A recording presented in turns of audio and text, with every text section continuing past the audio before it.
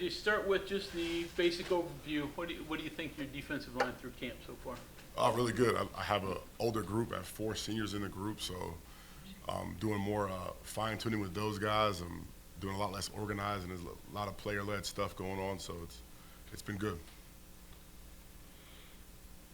Start with the older guys. Obviously, nobody's a starter yet, but the first group consists of seniors who've played a lot of football for you. So what do you think of Sean and Eddie and Fatorma?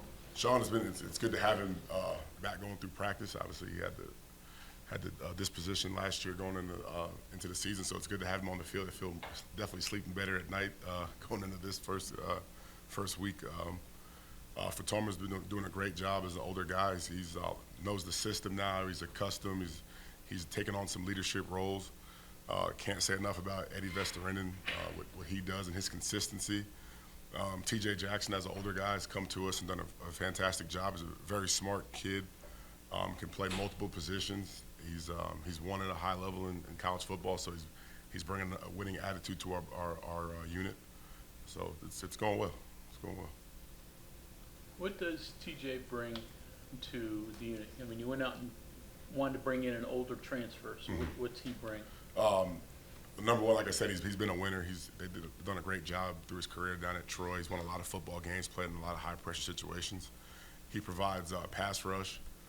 He's versatile. He can play interior defensive line. He can play exterior. He's very, very good at moving around, lateral quickness. So he's got a lot of different tools that we could use. Kind of going off of that, his size might be limiting here or there. Maybe he's not tall enough for this, but he seems like he has something that he's developed over time that lets him move around. How much has that helped him out, and what is that? He's different than a lot of guys I've ever coached. I mean, I don't know what he'll be at the next level, but what he is a football player. Like, just by definition, he can do a lot of things. He can help us out on special teams, whether it's blocking punts or being in the punt shield or being on the back end of the kickoff return. The guy's messing around doing ball drills. He can catch the football really well. He's got great hands, great lateral quickness. He's just the definition of a football player. Is it again, I don't know if tweener is the right word, or if that's fair, but it's like physically, just like he's in between positions, I guess, too. But he compensates. Correct. And he can swing it in different roles, too. Did he always have that? Is that something he's developed? When I went back and watched his stuff when he was entered the portal, I mean, he's always kind of had a little bit of everything. He could play interior because he's got power, and he can play on the outside because he's got great ball get off too. Just a little short, but again, he's just a football player. The process of identifying guys that might be able to play another position, how does that present itself? Do you try to look at guys at different spots, or do you see something in drills or in something that says, hey, this is inside and this might go well outside? How do you go through everybody and determine that? Kind of look at just their athletic makeup, figure out what their strengths are first, and use those to exploit the offense, and then kind of as they're able to develop in the system and learn the stuff cognitively in the classroom, then I start moving them around. But I try to put guys in situations where they can be successful. Is there somebody that some of those things weren't apparent until they got into a game or into a live situation? You said, oh, wow, we've got to give him a shot elsewhere. For sure. Moving Eddie V around some, going into the bowl game last year, moving Asani Redwood different places. Young guy like Corey McIntyre, when we get him back, he's able to line up multiple positions. So again, it's kind of more so just using their strengths more so than really just trying to find areas to put them. I know Asani's hurt, but how much is he able to do? What's your hope for his return? He's not able to do anything necessarily live against the offense right now, but he's been doing all the drill work. He's been all the meetings and all the walkthroughs. He's old enough now where I think, and he's battled through injury before that, he'll be ready going into the first game. Is there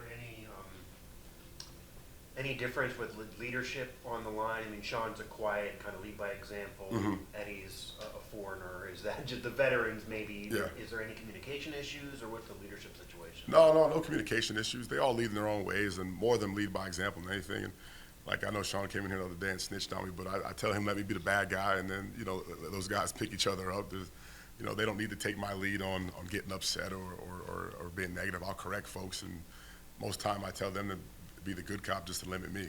They drown me out. Have you had to change at all as a coach though when you don't have the Stills brothers? Like, Obviously, I mean, those cats, well, I only coach one of them, unfortunately. Oh, yeah. I mean, Dante's more of a self-starter, more of a juice guy. But, you know, just having a great player like Dante makes you a better coach anyway, so, you know. Talk a little bit about the interplay between the linebackers and the defensive line, and how they work together, and both on run stop and on pass rush. Yeah, so one of the great things we've been doing, myself and Coach Coons and Coach Cabral, is we've been doing a lot of meetings and walkthroughs together.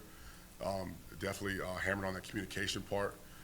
We got some new faces in the linebacker room stepping up, playing roles, with having Josiah Trotter back and Reed Carrico.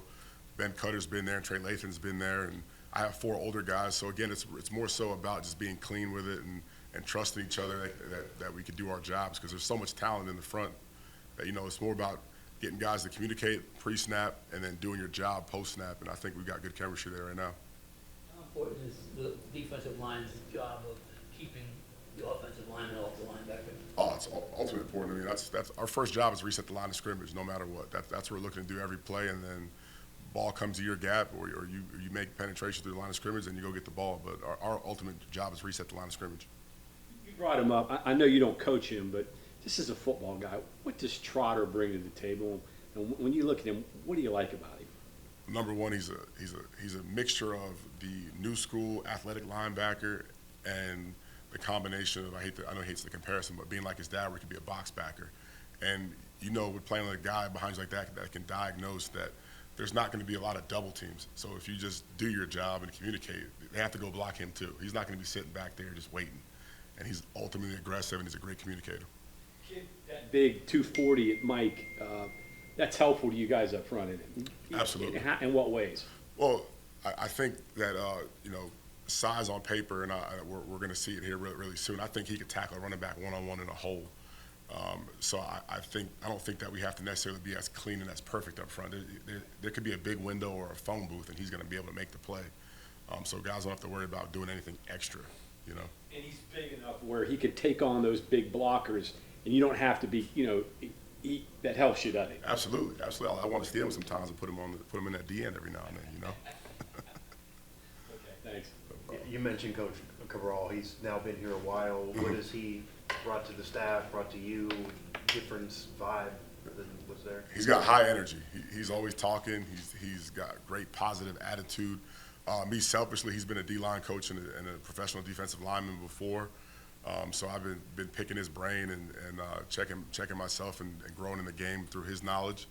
And my guys love talking with him too. It's been great communication with him for third down stuff and learning pass rush. He's a great teacher.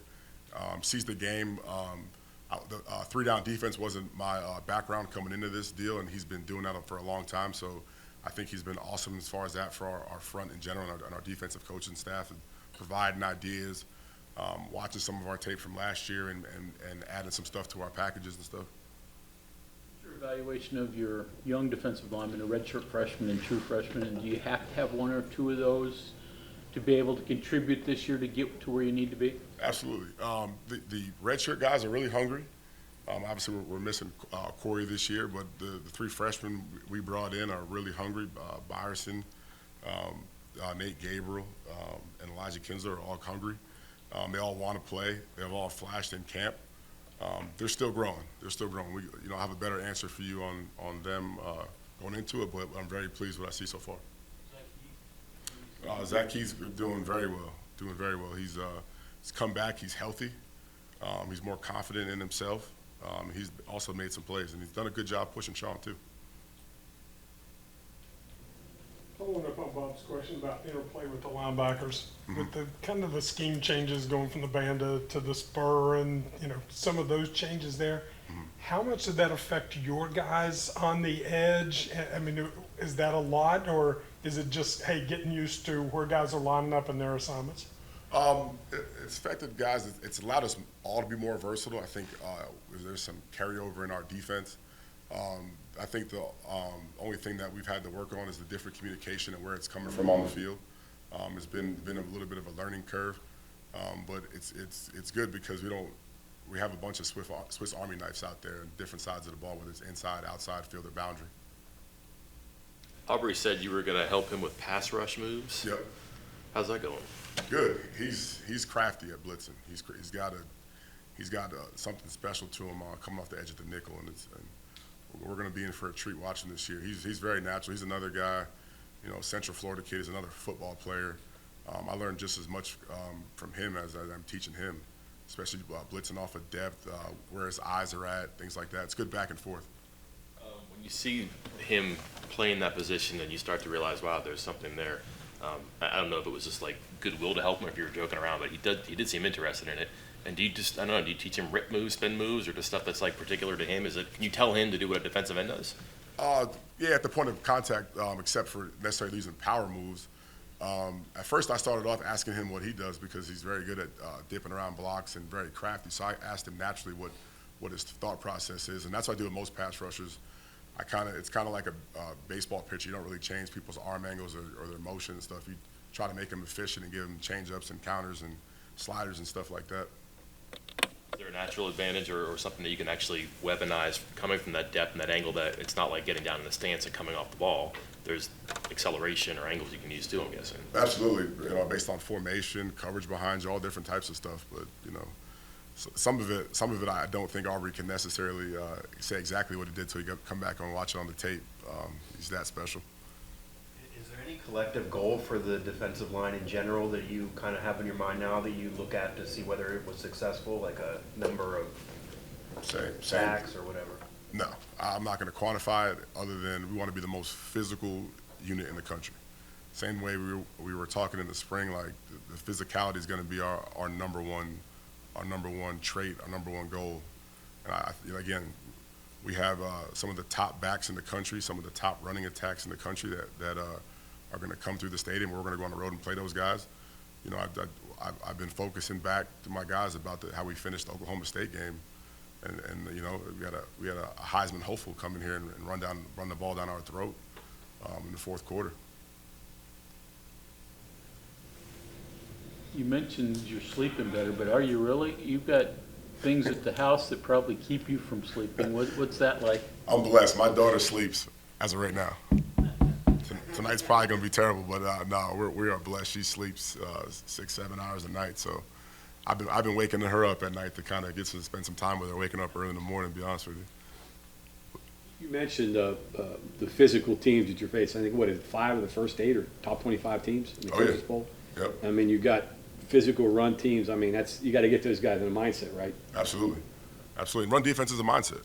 I mean, can you consistently be in your gap? Are you tough enough to be in your gap? Are you going to strike people? Are you going to lay hands on people? Are you going to reset the line of scrimmage? That's making a decision and doing it over and over and over again.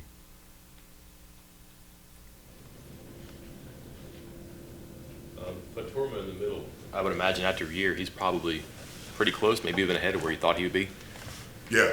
He's from when he came in last season to the bowl game. I was really impressed with his work ethic and drive.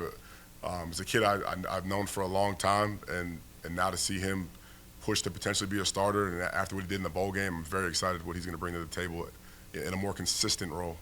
How did you know him? When I was at James Madison, I recruited him in high school. The word on him was he was just like a big, strong guy, and maybe he'd be better suited in what you were doing on the defensive line. How did you explain that to him, and how has the shift worked for him? I didn't want to take anything away from him. They were where he was coming from was more of a 4-down movement scheme, which is not necessarily beneficial for his skill set. I thought he was more of a straight line guy, and I just kind of showed him what I thought he could be, and obviously we had a relationship, but I just was saying, hey, this I think is your strengths, and I think taking his strengths, putting them on a piece of paper, taking what our defense was, and just kind of showing him I think that this is kind of more what you're trending towards. Not that you can't do the other stuff. I just think you fit in more here, and it's worked to our advantage. Your number one goal is physicality in the defensive line. It seems like every day in football they're doing things to take physicality out of the game. How frustrating is that? And how do you get it? Yeah, well, I mean, there's something in the game changes once a week, right? So I mean, we can't complain about it. You just got to go do what you can do when you can do it. We spend a lot of time hitting the sled, and when we get those live periods, just take advantage of them. Nothing I can do about it. I'd love to hit more, but also, I feel way worse losing a guy like Corey in practice than I do about not hitting every day. Have you ever made a tough guy? I mean, usually tough guys, you have to find them. They either are or they aren't. I mean, can you develop that? Well, not in the Junction Boy sense or some of the nonsense we just saw, on Football Scoop. You can get it out of kids. To me, if I see it once, my job is to get it to replicate it. If you show me one time, whether it's on your high school huddle, Monday Night Football, a snap in the game, like that's my job, is to get that best at every time. So I won't say I can manufacture it, but I can get it to be more consistent. How detrimental is it to your unit that Corey is not going to be available? It's a really bad loss. Again, I think he was a kid that was turning the corner. He was having the best spring in the room, and we're losing 4 guys in the room to graduation at the end of the season, and it was good for him to have this experience. There's nothing like game experience. What is your job like? Fun, challenging, stimulating to just, these are goofy questions I'm asking, but a guy like Aubrey is nothing like a guy like Fatorm. I know Aubrey's not your guy, but like here you are involved with both of them and doing something to the benefit of the team, I would guess. No, I love the challenge. Challenges to me are fun, and changing the picture, being outside the box, change ups, they're all part of the challenge and make it fun. So coaching Aubrey to Fatorma is fun, and it also brings the team together. So Aubrey's hearing stuff from me, and we go to different drills, and maybe one of my guys is dropping you some ball security. They're hearing from Coach Shadon Brown. They're hearing from Chad Scott. I think it's good it helps reiterate the same message over and over again, hearing it from different people.